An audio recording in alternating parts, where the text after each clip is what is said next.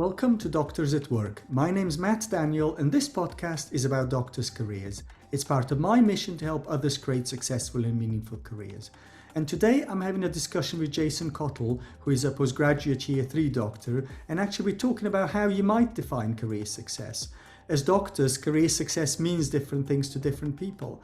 But the reality is that all the time we are comparing ourselves to each other, and when we apply for jobs, we are ranked and compared against other candidates. So that comparison happens all the time. Now, that might be a useful thing because it can help us grow and develop and be aspirational, but comparing ourselves to others can also be problematic, particularly if that leads to insecurity and resentment. Jason tells me that it's important to focus on learning, on people, and on the why as much as on external indicators of success. Of course, you do have to progress your career, you do have to do the audits and pass exams, so all of that's important. But if that's the only thing that you focus on, that just leads to burnout. So there needs to be a balance, a focus on what matters, on meaning and the why, as much as a focus on those external indicators of career success.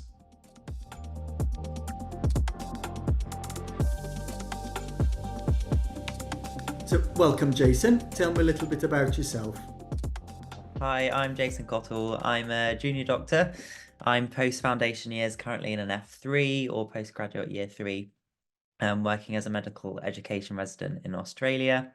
My interests currently lie in medical education, LGBTQ plus health and general medicine, but my future career is completely undecided. Okay.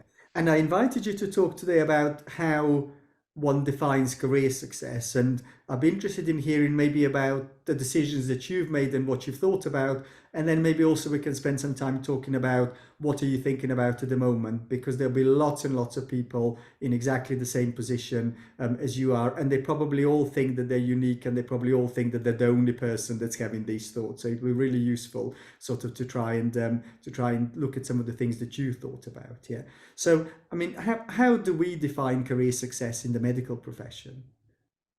Oh, it's an excellent question. I spent a lot of time actually thinking the answer to this question. I think success in itself is quite an ambiguous term. Everyone's got their own individual idea of what a successful person might be. When it comes to career success, I think it's very easy to look at your colleagues, look at your peers, and think success in medicine is having a number of publications or having another degree or experience can be seen as success. However, I feel like if you were to guarantee or get a lineup of 10 people in a room and ask what measures of success that they take into account or that they hold, you might get 10 completely different answers, which is what drew me to this sort of topic in particular. Um, I also found myself a little bit bogged down about the idea of comparing myself to other people, particularly in London, where it can be little bit more competitive to get certain jobs currently, particularly in the state of our application system at the moment for junior doctors. I'm interested in this idea that we look to others to define success, because you kind of said, that we look around, we see what's everybody else doing, what does everybody else have, and then that is how we're making decisions as to what we should be doing or what success is. And I'm wondering, what's the implication of the fact that we look into others? I think it probably comes from a place of looking for a role model, whether or not it's conscious or something subconsciously. All of us have an idea of who we want to emulate, whether that's as doctors, as people, and quite often they might overlap, particularly in our profession. Um, I do wonder if that does lead us sort of a little bit more prone to our biases from how we grew up or the education that we've had, because you might find that your role models are those that have had similar life experiences to you. Um, and that can sometimes, I imagine, clash with an idea of a successful person who might have, been working as say, an A&E consultant for several years, and you look up to their experience as a consultant, as well as having some sort of intrinsic relation to them as a role model. So how do our backgrounds and our past experiences, how does that influence how we view career success? For sure. I mean, I can't speak for anyone else. I can only speak for myself. But I, for example, went to quite a underperforming secondary school, where, getting the right grades, it does change your whole life. It can change the opportunity that you're exposed to. So I think there's a tendency for people, particularly those that are high achievers or that go into medicine, law, to associate their physical accomplishments, their grades, things that they've been validated on externally with um, success as an idea. And I think that's part of the thing which can be quite unhealthy, Yeah. to say the least. Yeah. So instead of us valuing ourselves for who we are, for who we intrinsically are, for what kind of human being we are, we derive value and we derive success by our external achievement, how other people view us, what kind of CVs we have, what how other people massage our egos, etc., Mm. etc. Yeah. So I can see that as being unhealthy. If we kind of talking about you said that we compare, or you compared yourself to others, and I think we all do that as humans, don't we?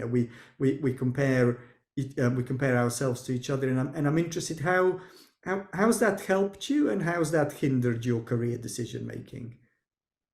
So, with regards to helping career decisions, you can actually learn a lot from the people that you see as successful. You can choose what things that they do that might be helpful for you. So it might be getting involved in an audit or writing research. You might have a peer or a senior that's done this, and you value whatever behavior or whatever experience that they have. And I find that most people are really willing to help if you do show interest. Um, where it comes to hindrance, I think it's down to the individual. I don't think everyone's going to be hindered in the same way. But if you're working in an environment where you are prone to moral injury, like the NHS, um, you might find that you don't have the resilience to be continuously exposed to people you perceive as successful, um, and have the capacity to engage and learn from these people, but instead be perhaps intimidated or perhaps even a bit resentful towards what you perceive other people's successes are. So so there's something there about how if you and I view somebody that's successful, and then there can be a problem at our end because we put ourselves into a position where we end up being resentful and envious of the other person, and then that becomes something that demotivates. Do you know, the other thing I'm wondering is the people that project success. I'm wondering how accurate that is all the time. And I'm sure there are people that are successful and humble. But I'm wondering how many people there are in our profession that are very good at portraying a carefully crafted image of success, which may not be quite as accurate as all that. So what would be Yeah, your it's fascinating actually, isn't it? I think that can be tied back to how you're brought up, and I think there's this idea of code switching, which I've come across, which is namely in relation to people from different backgrounds that are exposed to professional backgrounds or things that they wouldn't have access to normally, and feeling like they have to change their persona or change how they behave in those groups. And I think there must be an element of that from people that have come from non-professional backgrounds or families that don't have lines and generations of doctors upon doctors, um, that may feel like they need to put on this persona.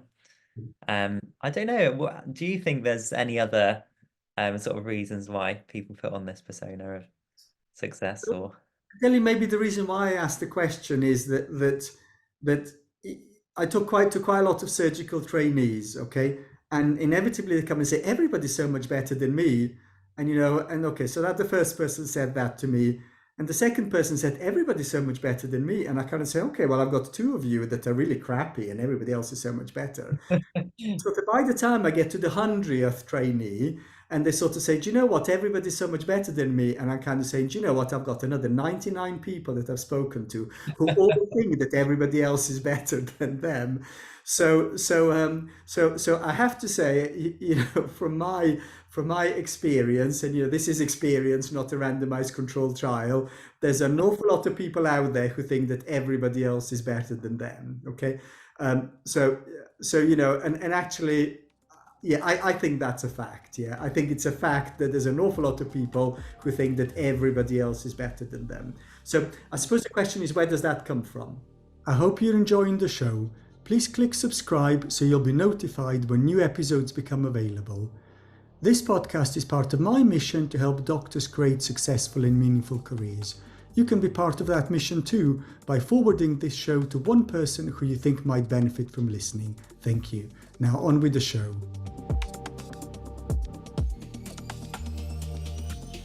Okay, that might come from that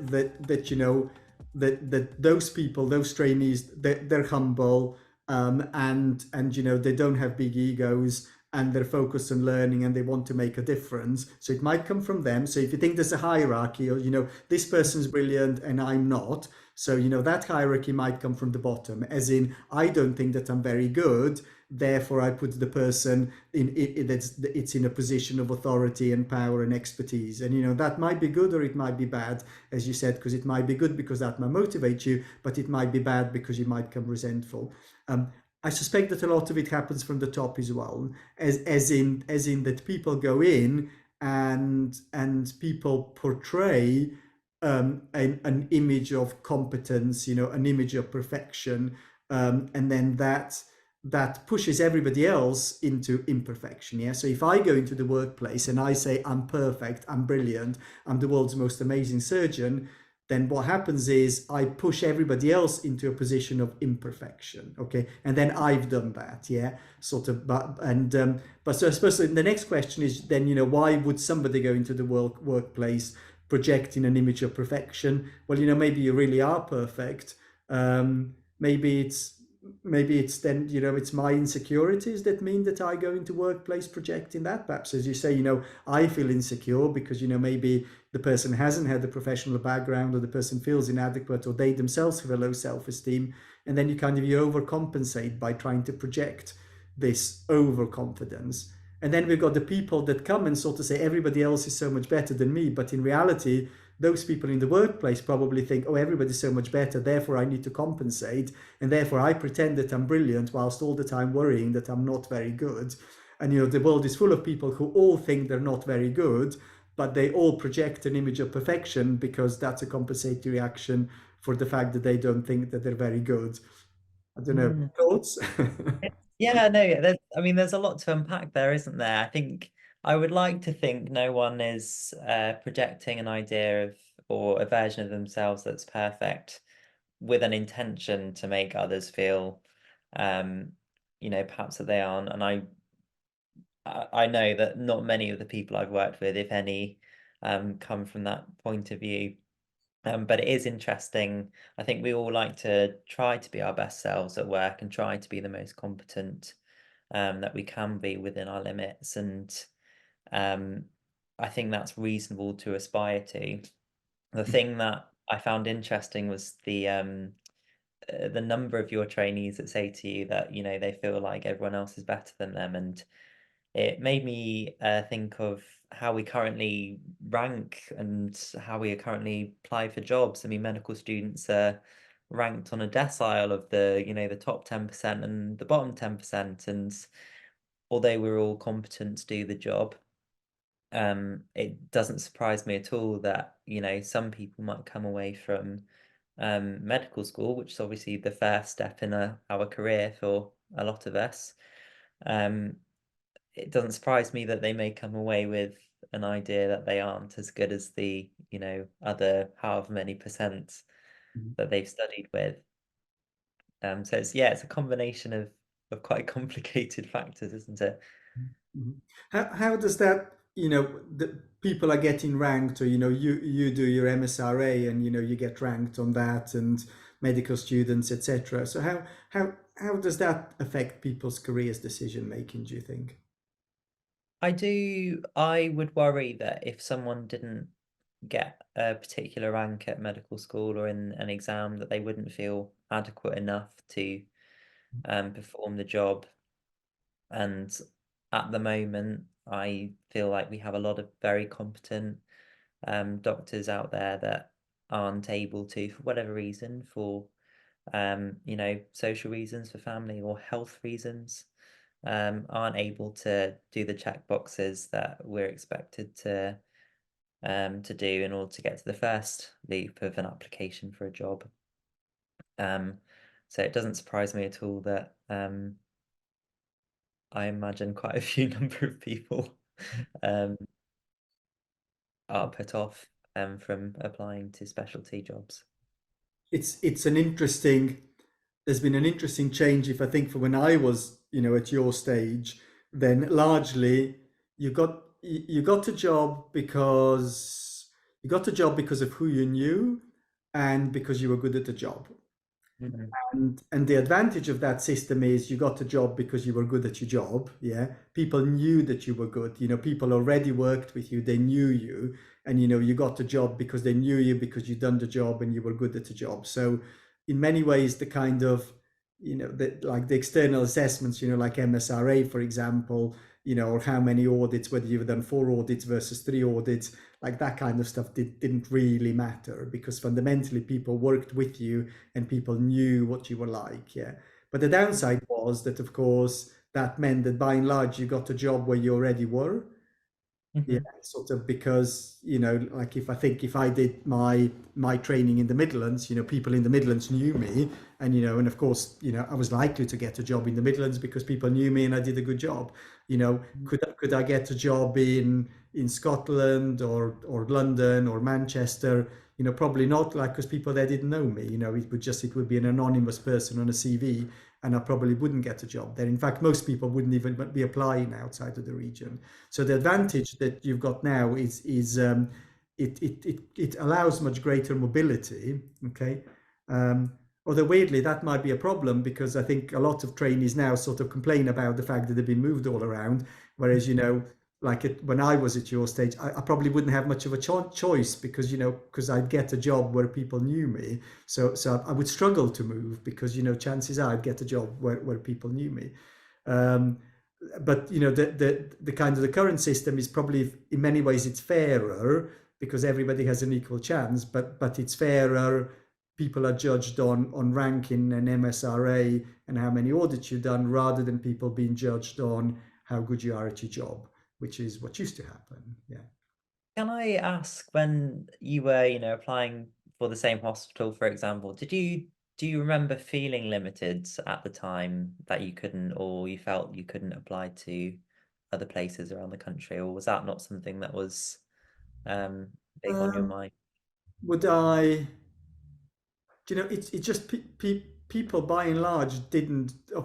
People did it, but your overwhelming success was likely to be where people knew you, or what you would do is, you sort of speak to a consultant. They say, I want to get a job in Leeds. Do you know anybody in Leeds? And they'd phone up and I kind of say, I work with Matt. He's really good. We don't have a job for him here, or he wants to work he wants to move to Leeds for whatever reason. So there was that kind of happened. Yeah. And I mean, there were problems with that, yeah. Particularly, if your face didn't fit, yeah. If you were different, it perpetuated a lot of that, sort of the stereotype, the stuff that works against minority groups, yeah. Because if your face fit, and if you were like the consultant, then you moved on. So that was the problem with that system. But to me, it feels like it was much more. You got rewarded much more for your clinical competence. Whereas at the moment, it doesn't. To me, I don't know. You correct me if I'm wrong, but to me, it doesn't feel like whether you're a good colleague, or what your clinical competence is like. It doesn't feel like that features. Your academic ability features heavily, yeah. But doesn't feel like those interpersonal skills, that clinical competence, doesn't feel like that features particularly Sure, in career for progression. sure. there's definitely a feeling, I think, amongst a couple of my colleagues where some, colleague that, we may not work with looks fantastic on paper, has all of the qualifications, all of these fantastic things that they've done. And I'm not trying to discredit that at all. But perhaps when it comes to the realities of working with that person or their confidence as a person clinically, sometimes that's incongruent with their success on paper. Yeah, yeah. Absolutely. So I'm interested in, if you kind of go to career success. So, we talked about there's our backgrounds that influence, and, we're constantly comparing ourselves. But tell me a bit more about kind of, your thinking about how you're defining career success. So, yeah, career success specifically is, I think it's easier to define because it narrows down your objective of what you think is successful. I think the number one thing that's important to me when it comes to career is being able to enjoy that career, but also balance that with other interests around that. So when I say career, specifically, I would be talking about clinical things, but perhaps that might be someone with a portfolio career. And that might be someone working part-time, two different jobs, one as a doctor, one as something else. But as long as you're getting enjoyment out of that and feel like you're learning, I would argue that is a successful career. And how did you get to that stage? Because we started talking about everybody's got these audits, these publications. How did you move from that external stuff as to comparing yourself and what everybody else has to outlining something that what you said now, which actually is really very personal and not comparing yourself with any other people. I think there were two main things that happened. One was when I graduated, I felt fantastic, but there was a sense of like an arrival fallacy of perhaps it not initially being everything that, you meant it or that you needed it to be at the time. So that was one thing. And then the other thing was from clinical experience, you are privileged to meet people that may be at the end of their life or approaching the end of their life or people that are unwell. And if you were to ask some of these people what they would feel their most successful thing in life is or the thing they're most proud of, um, that commonly doesn't mix or mesh well at all with these preconceived ideas of success of, being financially better off or fame or um, this excellent employment opportunity that's come up. Quite often they reflect on things like, having family that they're able to confide in or memories, these things that are very tangible to that person but aren't easily transferred on paper or media format. Mhm. Mhm. Okay, that sounds very important. Hmm. Maybe if I bring us to a close, and perhaps if I just invite you maybe to summarize what we talked about, or what would be your top tips for doctors when they're thinking, okay, what is career success for me? What top tips would you give? So, yeah, we talked about definition of success, and how that can be quite different to different people. The idea that success is quite often ambiguous, and our ideas of success might be related to how we grew up or our experiences at work, and the role models that we might come across throughout our life. In terms of top tips, I think my main one would be try to not rely on successful outcomes alone. These sort of, grades or these publications or these awards that you might get, but perhaps the things that you've learned in doing so and the people that you've met that have helped you get there. Mhm, But also more importantly, understanding why you're doing these things. If you can rely on that, your why, I would hope that you'd be able to build mental resilience, um, by not relying on the validation of things that you've accomplished instead. Wonderful. Thank you very much, Jason. Thank you so much. Appreciate it.